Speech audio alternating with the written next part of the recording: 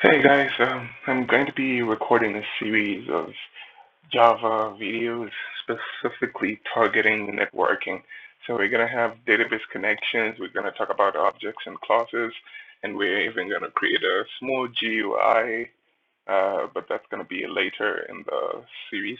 But in this first topic, I'm going to talk about the server classes and the client classes.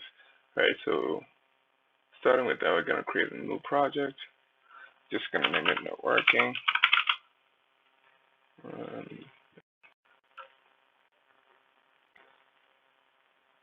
Just delete this comment.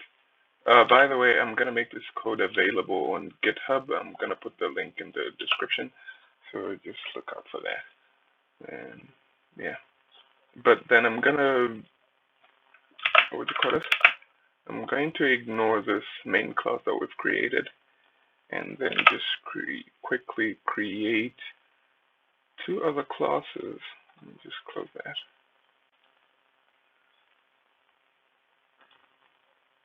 So right there, new Java class, and we're gonna call this server. Yeah, finish. Gonna create another one, and then name it client. Let me just close up or delete up all that. Close that. Save. Yeah. So now we have the save server and the client. Just so you can see, I'm gonna zoom in a bit. Yeah, that's about right.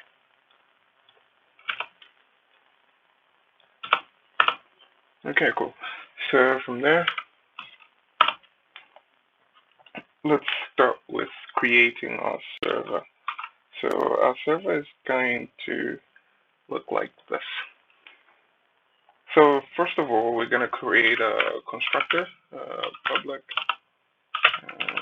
server. The reason why I create this in the constructor is that so that the server starts running immediately when the program starts to run, right? So that it doesn't have to look for the main method and whatnot. Because remember, as a constructor is a method that has the same name as the class, and it initializes variables, right? So it means it runs at first time when your program starts running, right? So we're gonna call the server socket, socket, which is part of the Java class, which is part of the Java library, right? So as you can see, it imported it from right there. So java.net.serversocket, right? So server, and then let's just gonna call it socket. We got a new socket, server socket.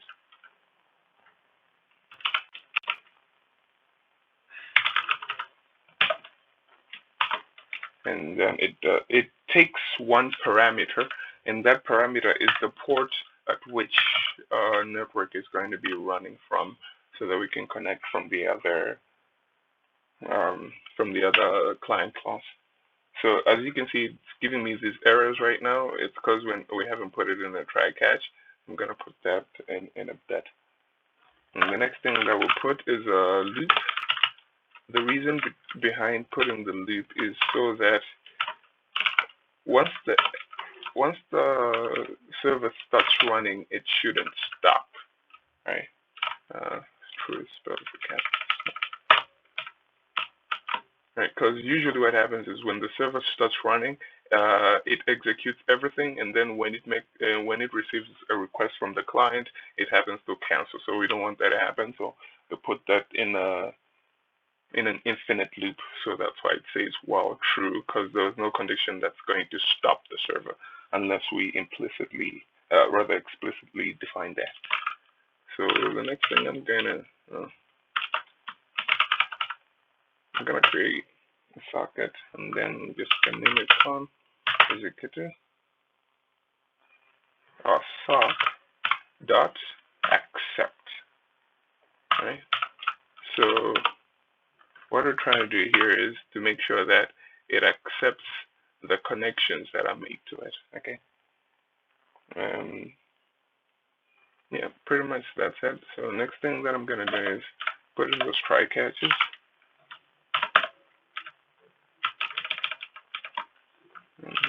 Catch. And then I'm just gonna put a general exception. EX. And yeah, that should take care of it.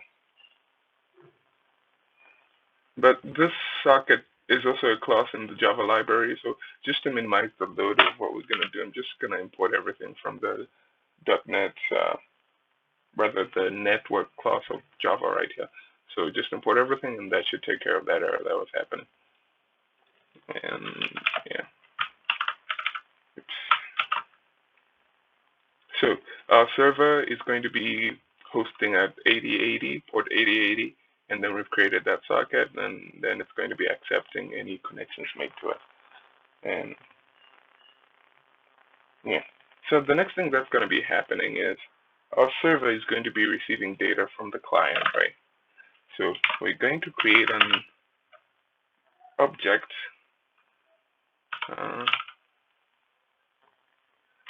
input stream, right? And that's taken from the java.io class, right? Input output. So it takes in an input and it also gives it an output. And I'm just going to say from client, no space. We could do new object input stream, and then we pass in the variable of the connection dot get input stream. So as you can see, most of the time, as I'm typing, I'm pressing Control Space. That's why it's giving me all this readily available intelligence from the NetBeans. Right. And in most cases as well, we also need to pass back a value to the from the client to the server, right? So again, I'm just going to cancel that, put in a star, so we import everything from the java.io class, and then object output stream, and then to client. So we could do new object output stream, and then in there the parameter is going to be con dot get output stream. Right. So there's also a data input stream, data output stream, but the reason why I'm using object here is because we're going to be passing in objects at in a later video. You're going to see why exactly I'm using that one. And from there, I'm going to be making changes regularly as we're going through the videos, because right now we're just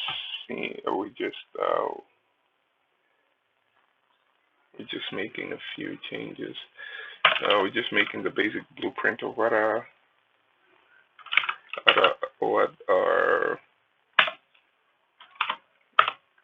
server is going to be doing. So what I'm going to be doing next is to write object, and then in there I'm going to put in a string. I'd say hello from the server. And yeah, that's basically what our server is going to be looking like for now. But as soon as we load everything else, then here you're going to see exactly what this thing do. So public stat tech void main takes any parameter string, an array HR arguments, and then from there we're going to see a new server, so that when we run this file, the server starts. And the other thing that I like to do is just to print a little statement right here. say server is running on port, excuse my spelling, port 8080. Because if we run the server, it's not gonna do anything. So let's just run it, and then you can see that message right there. So that's why I put it there, just so it can print something. Because if we don't write that, it's just gonna be blank, and we may or may not know that our server is actually running, and then I'm gonna stop it. So the next thing that we do is go to our client file and just do a few things there that will help us connect to our server. So the next thing that I'm going to do is call the socket, which is from the java.net.socket. Again, just going to put a star there so I import everything. And then I'm going to name it client is equal to new socket. And in here, the parameter that it takes in is the IP address, or rather the FQDN, which is fully qualified domain name for our server, and then the port number, right? So in here, I'm typing localhost because I'm pointing it directly back to my machine and not an external socket connection. If it was an external socket connection, it would have probably gone along the lines of HTTP S if it's secure, and then www.google.com, right? But we're not doing that, so I'm pointing, or if it was an IP address, it would have been 192.168.0.0, or rather 5. Right, but we're not doing any of that. I'm pointing it back to my machine, so I'm gonna say localhost. And again, the reason why I have an error right there is because I don't have my try catch. Just gonna put excuse my spelling. I'm just gonna put a general exception in there.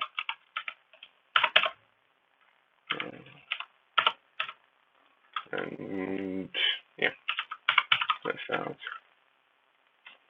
And error. What did I put in the server? Well, I didn't even put anything. Yeah. Just supposed to print out something here and say an error happened in the server. Save that. Go back here, an error happened in the client. Let's just make that look snazzy.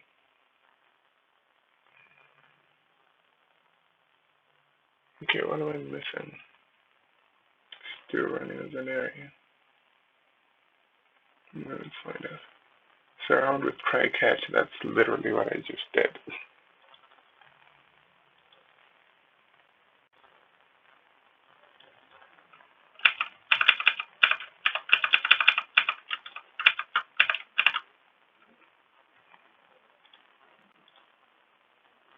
Make initialize static.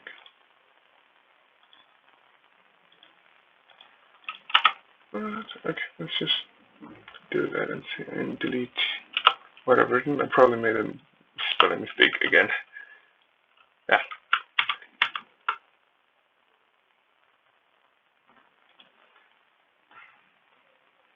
Okay, so let's try to find the error that this thing is trying to give me, because I seriously do not understand what it's saying.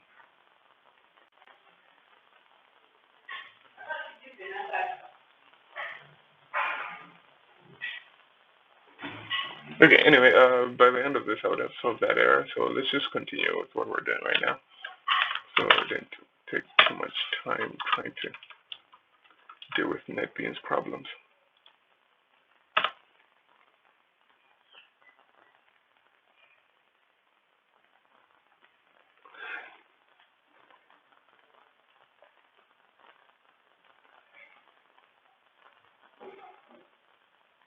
Okay, moving on, right? So we're going to be passing values from the.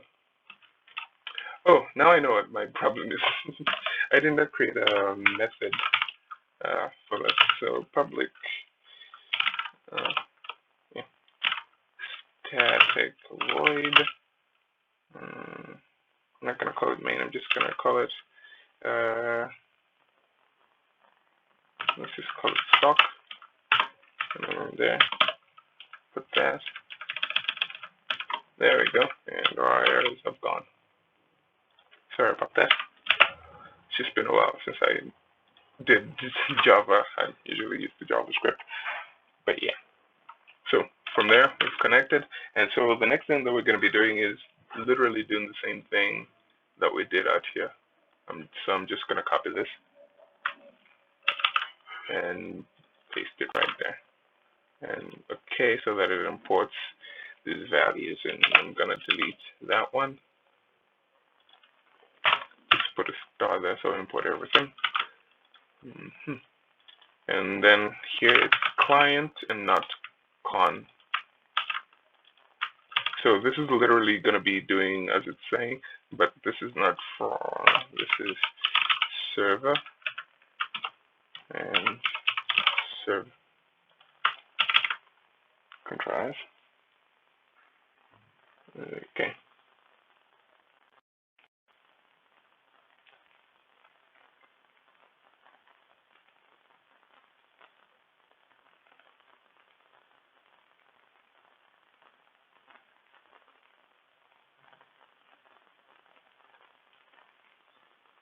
So yeah, that's going to be printing stuff from the server to the server. So that's basically, so just remember that in our client, we do the server connection. So we do a server socket. So it's an object. So we're instantiating the server socket class and then giving it a name right there and giving it a port number as the parameter that it takes. So in here, it's an 8080. So port numbers range, there's a big range of port numbers. I'm not sure where they end, but it's a good thing to give it port numbers that are greater than 3000, because some of the ports are private and some are used for testing and whatnot. So it's better to give it anything from 3000. So start with 3000, any number between that to 9000. Just for testing purposes. So in there, after that, you create an infinite loop so that the server doesn't stop running as soon as it receives data. And then we create an object right here. Rather, we create another object of the socket, and we use the socket that we created, the server socket object that we used to accept any connections that are made to it. And then we put our object input and output stream values so that we can receive and send data to our clients. And I do that usually in the constructor. You can do it in any other method, it's okay, but it's just a preference for me. And then the next thing is I create a main method of which is going to be instantiating that constructor which we did for the server. And in the next video, in the next class, we create the client object. And again, sorry, my bad, I did not create a method. That's why it was giving me errors nonstop. So in there we create, mind you, we did not create the socket, the server socket class in the client object. We just create the socket connection. And then you can name it literally what you want here. You can just name it C. It doesn't necessarily have to be client. And then you instantiate that.